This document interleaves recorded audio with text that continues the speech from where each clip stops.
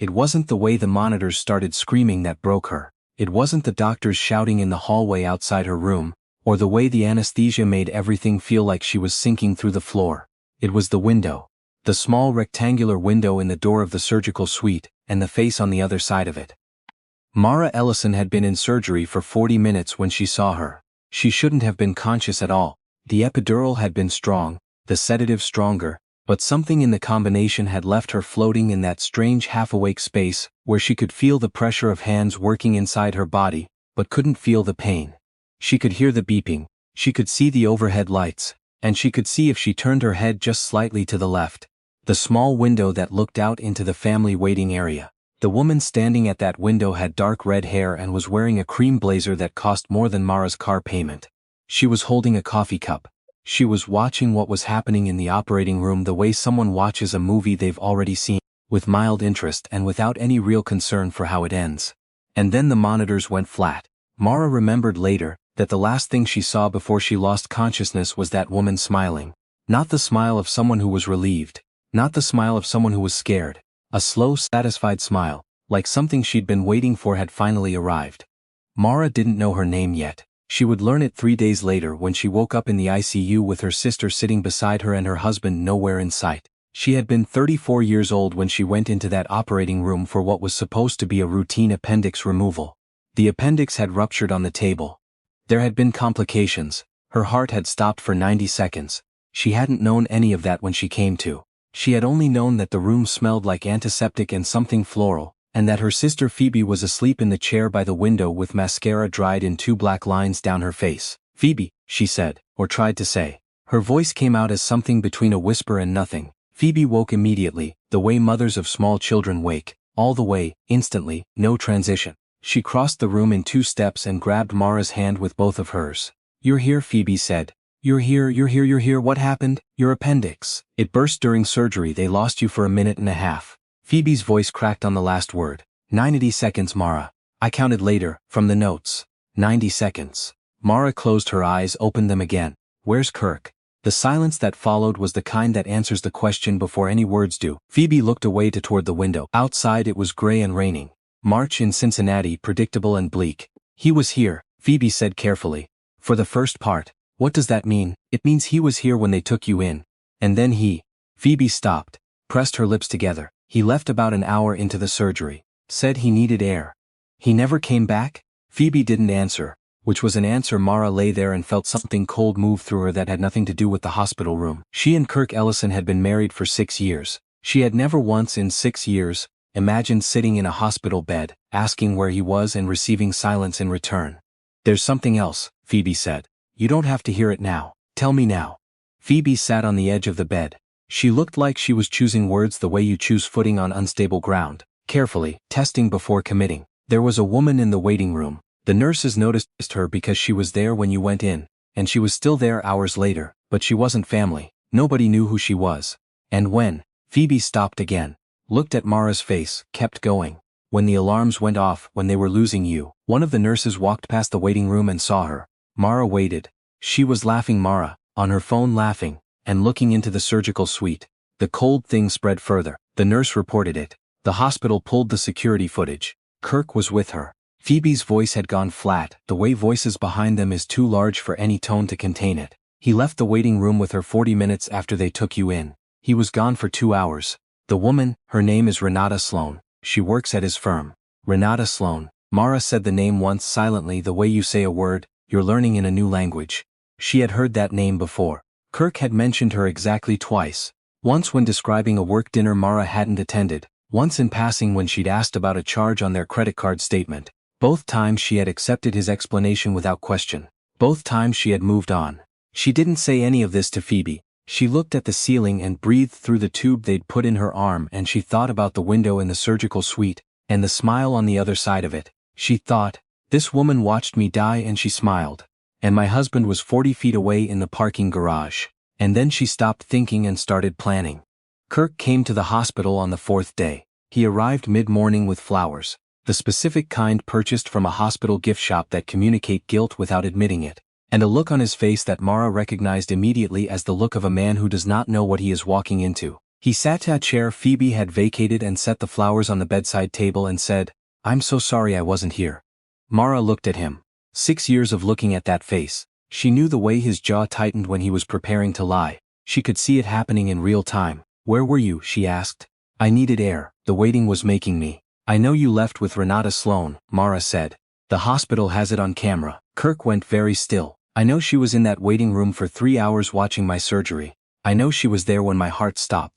And I know she was laughing." Mara kept her voice level. She had decided lying there in the days between waking up and this conversation, that she would not cry in front of him. Not once. "I need you to understand that I know all of that before you say anything else." Kirk was quiet for a long moment. Then he said, "It's not what you think." "Tell me what it is then," he told her. It took 20 minutes and it was in the end, exactly what she'd thought. A year-long affair, started at a work conference sustained through the careful mechanics of shared calendars, and deleted texts, and a work friendship that served as cover. He said he hadn't planned it. He said he hadn't known how to end it. He said a lot of things that were structured like explanations but functioned like excuses, and Mara sat through all of them without interrupting. She laughed, Mara said when he finished. "When the alarms went off, when they were trying to bring me back." She laughed. Something moved across Kirk's face. It might have been shame. "I didn't know she did that," he said. "But you stayed with her. While I was in emergency surgery, you were with her." "I panicked. I didn't know how to." Kirk. Mara looked at him. "I died. For 90 seconds I was gone, and you were in the parking garage with her." He didn't have anything to say to that. Nobody would have. Mara asked him to leave. He left. She picked up her phone and called the only lawyer she knew, her college roommate's sister, who specialized in family law and had a reputation, according to every woman in Mara's circle who'd been through a divorce, for being the kind of attorney opposing counsel dreaded on a cellular level. Her name was Patricia Okafor, and she answered on the second ring. "I need to talk to you about a divorce," Mara said. "And I need you to know that my husband left me to die while his girlfriend stood outside my operating room and laughed. I have it on hospital security footage." There was a brief pause on the other end. "I can see you Thursday," Patricia said. "But I'm going to be honest with you.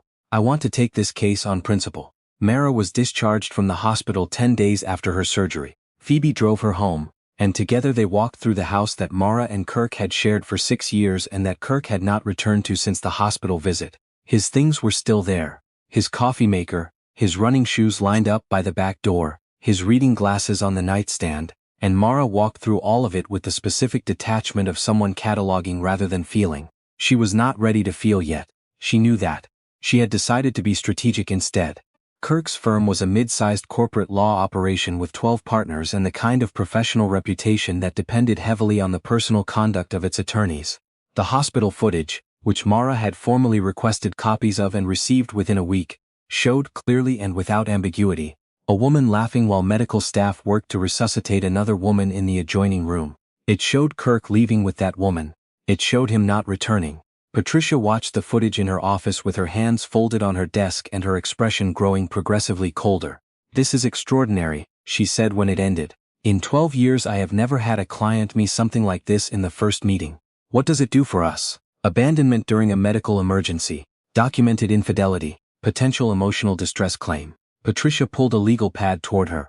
"In Ohio, infidelity doesn't directly impact asset division, but abandonment matters for the divorce proceedings, and the footage is going to matter in ways that go well beyond the courtroom."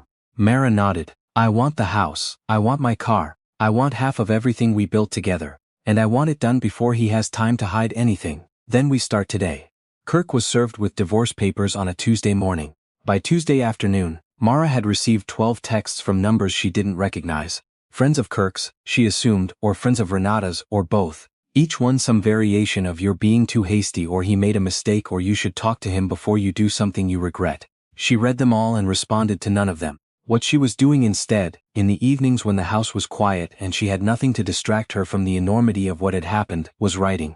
She had always been a writer. It had been her first career, before she pivoted into communications work that paid more reliably. And the act of putting words to what she'd experienced felt like the only way to make it real.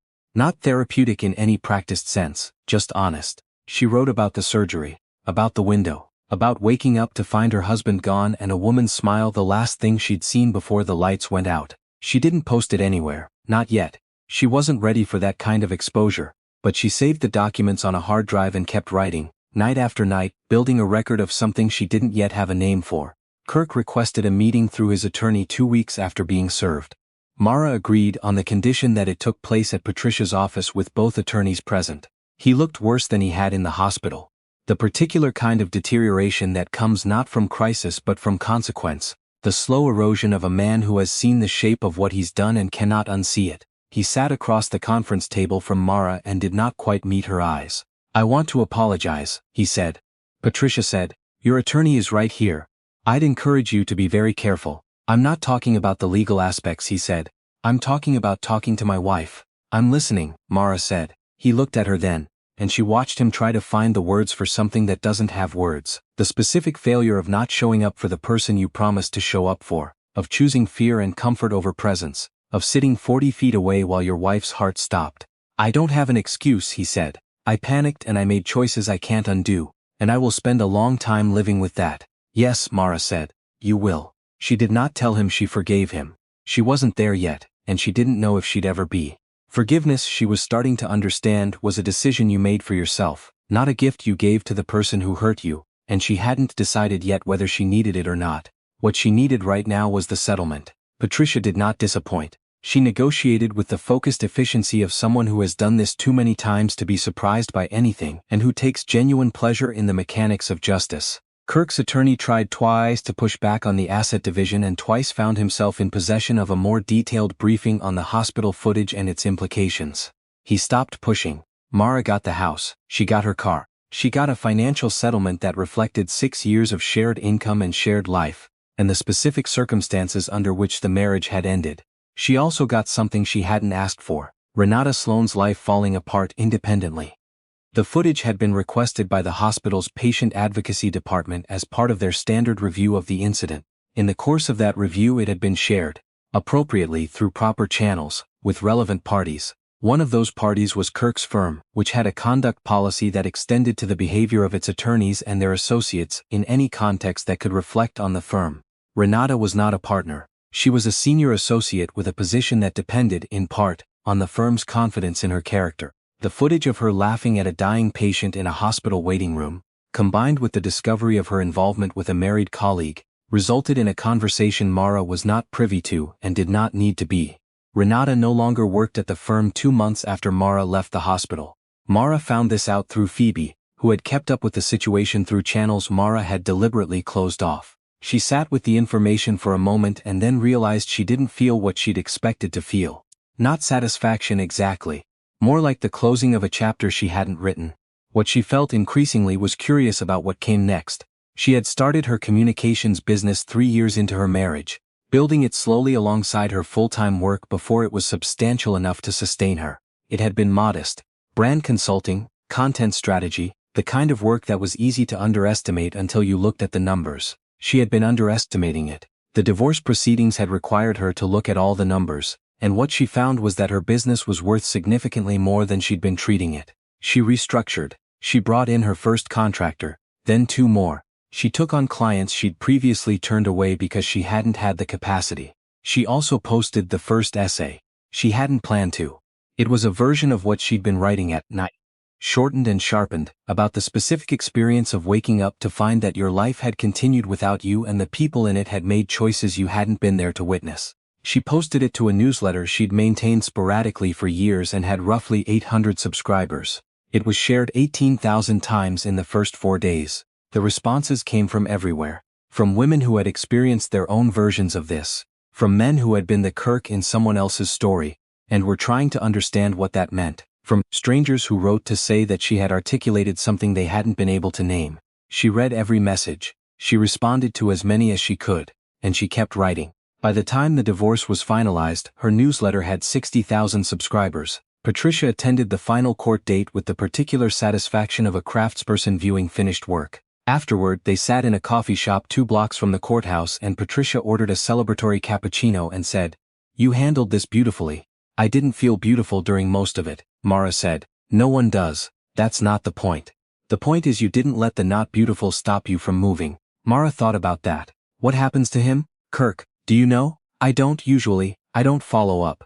Patricia wrapped both hands around her cup, but in my experience people who make the choices he made don't tend to recover quickly. Not because of consequences from outside. Because they have to live inside what they chose. I almost feel sorry for him. You're allowed to. That doesn't change what he did. Mara nodded. She looked out the window at March becoming April. The first tentative green showing up at the edges of things, the specific optimism of early spring that she had always loved, and had not expected to feel this year. She felt it. She moved into the next phase of her life, with the deliberate attention of someone who has spent time thinking about what they want it to look like. She sold the house. She could keep it, but found she didn't want it.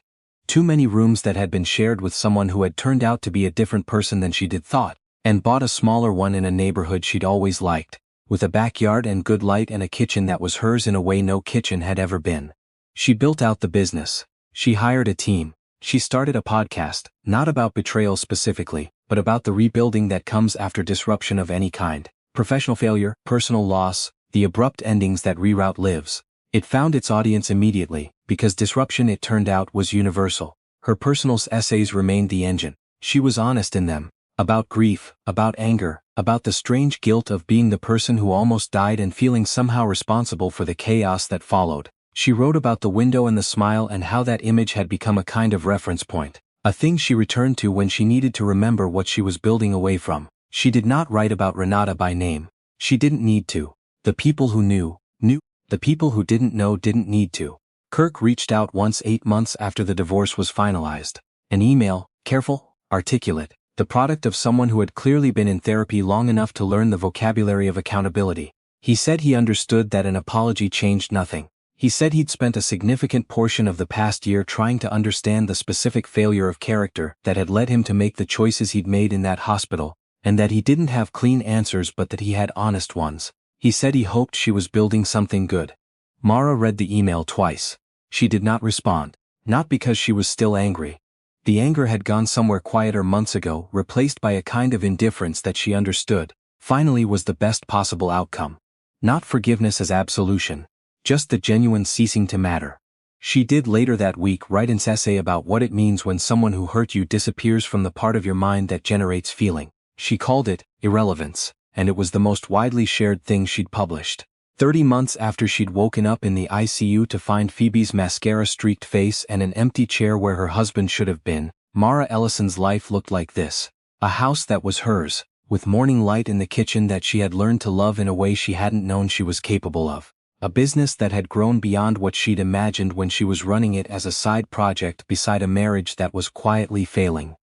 A newsletter read by 120,000 people, most of whom she'd never meet, some of whom wrote to her at 2 in the morning, to say that she described something they'd been unable to describe themselves, and that it had helped. She had started seeing someone, a landscape architect named David who had been introduced to her by Phoebe at a dinner party she'd almost declined to attend, and who had the quality she found she valued most in people now. He said what he meant. He did not perform emotions he wasn't having or withhold ones he was.